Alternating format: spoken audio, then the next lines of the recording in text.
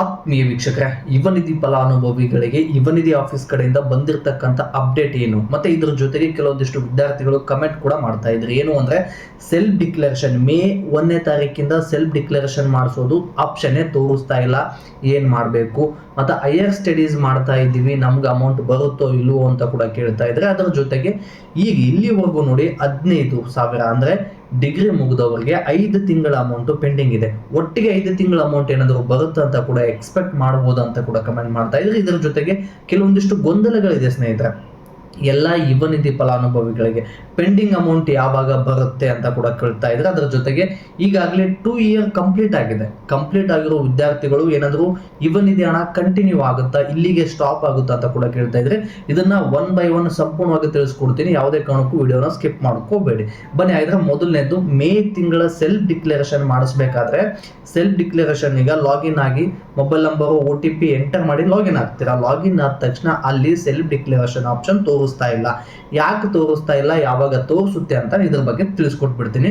ಯಾಕೆ ತೋರಿಸ್ತಾ ಇಲ್ಲ ಅಂದ್ರೆ ನಿಮ್ದು ಸೆಲ್ಫ್ ಡಿಕ್ಲರೇಷನ್ ಮಾಡಿಸೋದು ಟೆಕ್ನಿಕಲ್ ಎರರ್ ಬರ್ತಾ ಇದೆ ಅಂತೇಳಿ ಯುವನಿಧಿ ಆಫೀಸ್ ಕಡೆಯಿಂದ ತಿಳಿಸಿದ್ದಾರೆ. ಇದು 5ನೇ ತಾರೀಕು ಅಂದ್ರೆ ಮೇ 5ನೇ ತಾರೀಕು ಮೇಲ್ಪಟ್ಟು ಕ್ಲಿಯರ್ ಆಗುತ್ತೆ. 5ನೇ ತಾರೀಕು ಮೇಲೆ ಮೇ ತಿಂಗಳ ಸೆಲ್ಫ್ ಡಿಕ್ಲರೇಷನ್ ಎಲ್ಲರೂ ಮಾಡಿಸ್ಬೋದು, ಯಾವುದೇ ತೊಂದರೆ ಇಲ್ಲ ಅನ್ನೋ ಅಪ್ಡೇಟ್ ಬಂದಿದೆ. ಓಕೆನಾ. ಕೆಲವೊಂದಿಷ್ಟು ವಿದ್ಯಾರ್ಥಿಗಳು ಹೈಯರ್ ಸ್ಟಡಿ ಮಾಡ್ತಾ ಇದ್ದೀರಾ. ಈ ಹೈಯರ್ ಸ್ಟಡಿ ಮಾಡ್ತಾ ಇರೋ ವಿದ್ಯಾರ್ಥಿಗಳಿಗೆ ಅಮೌಂಟ್ ಬರುತ್ತೋ ಇಲ್ವೋ, ಕೆಲವೊಂದಿಷ್ಟು ವಿದ್ಯಾರ್ಥಿಗಳು ಹೈಯರ್ ಸ್ಟಡಿ ಮಾಡಿ ಕಂಪ್ಲೀಟ್ ಆಗಿದೆ, ಅವ್ರಿಗೆ ಬರುತ್ತಾ ಅಂತ ಕೂಡ ಕೇಳ್ತಾ ಇದ್ರಿ. ಯಾರೆಲ್ಲ ಹೈಯರ್ ಸ್ಟಡಿ ಮಾಡಿರೋರಿಗೆ ಅಮೌಂಟ್ ಬರೋದಿಲ್ಲ, ಇದನ್ನ ಕನ್ಫರ್ಮ್ ಆಗಿ ತಿಳ್ಕೊಳ್ಳಿ. ಹೈಯರ್ ಸ್ಟಡಿ ಯಾರೆಲ್ಲ ಮಾಡಿದಾರಲ್ವಾ, ಮಾಡ್ತಾ ಇರೋರಿಗೆ ಮತ್ತು ಮಾಡಿದವ್ರಿಗೆ ಬರೋದಿಲ್ಲ. ಯಾಕಂದ್ರೆ ನಿಮ್ಮ ಎಜುಕೇಶನ್ ಮುಗಿದು 6 ತಿಂಗಳಾದ್ಮೇಲೆ ಯುವನಿಧಿಗೆ ಅಪ್ಲಿಕೇಶನ್ ಹಾಕೋದಕ್ಕೆ ಎಲಿಜಿಬಲ್ ಆಗುತ್ತೆ. ಯುವನಿಧಿ ಅಪ್ಲಿಕೇಶನ್ ಹಣ ಬರೋದಕ್ಕೆ ಶುರು ಆಗುತ್ತೆ. ಯುವನಿಧಿ ಹಣ ಬರೋದಕ್ಕೆ ಶುರು ಆದ್ಮೇಲೆ 24 ತಿಂಗಳು ಮಾತ್ರ ನಿಮ್ಮ ಖಾತೆಗೆ ಅಮೌಂಟ್ ಬರುತ್ತೆ. ಇದಾದ್ಮೇಲೆ ಕಂಟಿನ್ಯೂ ಆಗೋದಿಲ್ಲ. ನೀವು ಹೈಯರ್ ಸ್ಟಡಿ ಮಾಡಿದಿರ ಅಂದ್ರೆ 2 ವರ್ಷ ಮಾಡಿ ಮತ್ತೆ ಸೆಲ್ಫ್ ಡಿಕ್ಲರೇಷನ್ ಮಾಡಿಸ್ತೀರಾ ಅಂತ ಅಂದ್ರೆ ಇದು ನಿಮ್ಮ ಭ್ರಮೆ. ಇದನ್ನ ತಿಳ್ಕೊಂಬಿಡಿ. ಹೈಯರ್ ಸ್ಟಡಿ ಕಂಪ್ಲೀಟ್ ಮಾಡಿದವ್ರಿಗೆ ಯುವನಿಧಿ ಹಣ ಬರೋದಿಲ್ಲ. ಓಕೆನಾ, ಇದು ಕನ್ಫರ್ಮ್ ಆಗಿದೆ ಅನ್ಕೋತೀನಿ.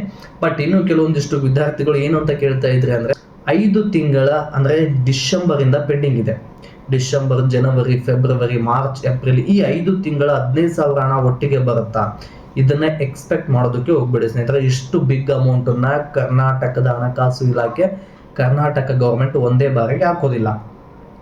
ಅದನ್ನ ಏನಾದ್ರು ಮಿನಿಮಮ್ 3 ತಿಂಗಳ ಅಮೌಂಟ್ ಅನ್ನ ಒಟ್ಟಿಗೆ ಹಾಕೋ ಸಾಧ್ಯತೆ ಇದೆ ಅಂತ ಹೇಳ್ಬೋದು.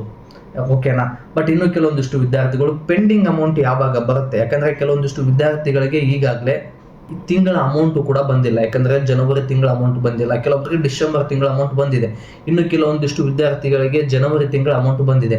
ಈ ಎಲ್ಲಾ ಪೆಂಡಿಂಗ್ ಇರುವಂತ ಅಮೌಂಟ್, ನಿಮ್ಮದು ಎಷ್ಟೇ ಕಂತಿನ ಅಮೌಂಟ್ ಪೆಂಡಿಂಗ್ ಇರಲಿ, ಮೇ 5ನೇ ತಾರೀಕು ಮೇಲ್ಪಟ್ಟು 15ನೇ ತಾರೀಕು ಒಳಗಡೆ ಬರುತ್ತೆ ಅಂತೇಳಿ ಅಪ್ಡೇಟ್ ಅನ್ನ ಕೊಟ್ಟಿದ್ದಾರೆ. ಬಟ್ ಇದು ಕನ್ಫರ್ಮ್ ಅಲ್ಲ, ಕಾದು ನೋಡಬೇಕು. ಯಾಕಂದ್ರೆ ಇದರಷ್ಟು ರಾಜ್ಯ ಸರ್ಕಾರ ಬಹಳಷ್ಟು ಡೇಟ್ಗಳನ್ನ ಕೊಟ್ಟು ಮುಂದೂಡಿದೆ.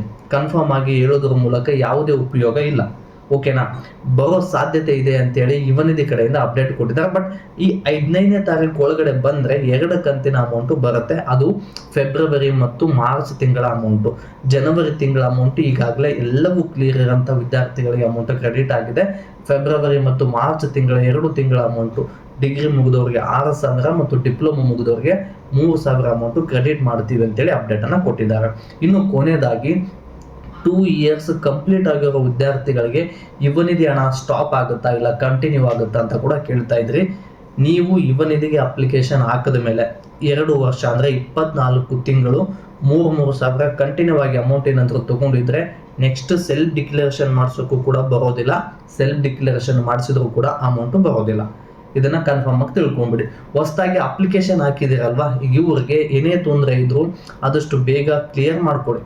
ಯಾಕಂದ್ರೆ ಹೊಸ ಅಪ್ಲಿಕೇಶನ್ ಹಾಕಿದವರಿಗೆ ಡಾಕ್ಯುಮೆಂಟ್ ವೆರಿಫಿಕೇಶನ್ ಪೆಂಡಿಂಗ್ ಇದೆ. ಡಾಕ್ಯುಮೆಂಟ್ ವೆರಿಫಿಕೇಶನ್ ಮಾಡಿಸ್ಕೊಂಡ್ರೆ ಮಾತ್ರ ನೆಕ್ಸ್ಟ್ ಯುವನಿಧಿ ಅಮೌಂಟಿನ ಪ್ರೊಸೆಸ್ ಕಂಟಿನ್ಯೂ ಆಗುತ್ತೆ. ಇಲ್ಲ ಅಂದ್ರೆ ಸ್ಟ್ರಕ್ ಆಗುತ್ತೆ, ಯುವನಿಧಿ ಹಣ ಕ್ಯಾನ್ಸಲ್ ಆಗುತ್ತೆ, ಅಪ್ಲಿಕೇಶನ್ ರಿಜೆಕ್ಟ್ ಮಾಡ್ತಾರೆ. ಇದನ್ನ ಗಮನದಲ್ಲಿ ಇಟ್ಕೊಳ್ಳಿ. ನೀವೇನಾದರೂ ವೆರಿಫಿಕೇಶನ್ ಪೆಂಡಿಂಗ್ ಇತ್ತಂದ್ರೆ ಆದಷ್ಟು ಬೇಗ ಹೋಗಿ DDO ಅಥವಾ DDPO ಅಂತೇಳಿ ಪ್ರತಿ ಡಿಸ್ಟಿಕಲ್ಲೂ ಆಫೀಸ್ ಇರುತ್ತೆ, ಅಲ್ಲಿ ಹೋಗಿ ವೆರಿಫಿಕೇಶನ್ ಅನ್ನ ಕಂಪ್ಲೀಟ್ ಮಾಡಿಸ್ಕೊಳ್ಳಿ. ವೆರಿಫಿಕೇಶನ್ ಕಂಪ್ಲೀಟ್ ಆಯಿತು ಅಂದ್ರೆ DDO ಅಪ್ರೂವಲ್ ಪೆಂಡಿಂಗ್ ಅಂತ ಬರುತ್ತೆ. ಈ DDO ಅಪ್ರೂವಲ್ ಪೆಂಡಿಂಗ್ ಅಂತ ಬಂತು ಅಂದ್ರೆ ಅವ್ರು ಅಪ್ರೂವಲ್ ಕೊಡ್ತಾರೆ. ಪ್ರತಿ ತಿಂಗಳು ಮೊದಲನೇ ಕಂತು ಒಂದ್ಸಲ ನಿಮ್ಗೆ ಯಾವಾಗ ಬರುತ್ತಲ್ವಾ ನೆಕ್ಸ್ಟ್ ಪ್ರತಿ ತಿಂಗಳು ಸೆಲ್ಫ್ ಡಿಕ್ಲರೇಷನ್ ಮಾಡ್ಕೊಂತ ಹೋಗ್ಬೇಕು. ಇದಿಷ್ಟು ಯುವನಿಧಿ ಫಲಾನುಭವಿಗಳಿಗೆ ಬಂದಿರತಕ್ಕಂಥ ಅಪ್ಡೇಟ್ ಸ್ನೇಹಿತರೆ. ಮತ್ತು ಇದೇ ರೀತಿಯಾಗಿ ನಾನು ಹೆಚ್ಚಿನ ವಿಡಿಯೋ ಮಾಡಲು ನಿಮ್ಮ ಪ್ರೋತ್ಸಾಹದ ಅವಶ್ಯಕತೆ ಇದೆ. ಈ ಪ್ರೋತ್ಸಾಹನ ವಿಡಿಯೋಗೆ ಲೈಕ್, ಶೇರ್, ಕಮೆಂಟ್, ಸಬ್ಸ್ಕ್ರೈಬ್ ಮಾಡ್ಕೊಳ್ಳೋದ್ರ ಮೂಲಕ ಸಪೋರ್ಟ್ ಮಾಡಿ ಅಂತ ಮತ್ತೆ ಮುಂದಿನ ವಿಡಿಯೋದಲ್ಲಿ ಸಿಗೋಣ. ಧನ್ಯವಾದಗಳು.